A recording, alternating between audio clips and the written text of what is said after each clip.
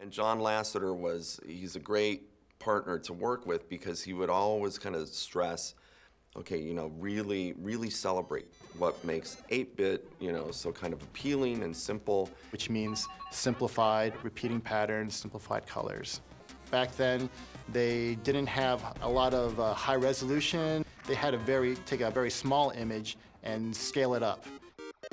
One of the most basic structural things that we did visually was to have a different shape language for each of the different worlds. The obvious choice for the 8-bit world was the square.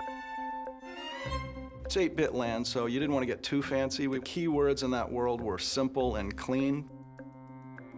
It was a really hard struggle to find that nice place where you believe it's a finished frame in a film, yet it's got a simplicity to it. You know, because we were stripping out so much detail, so much of the shading. Well, I did not know that.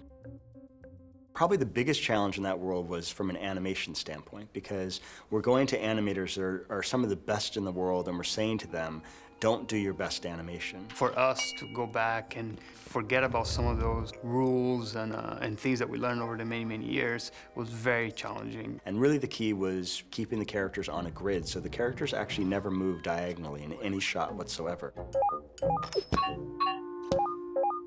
There was no real kind of banking of the head. There was no real complex movements. We took all that out.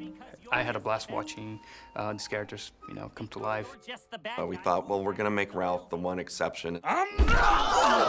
So he kind of moves more naturalistic, like he's just like, I don't care. Cherry chasing dot muncher isn't even part of this game.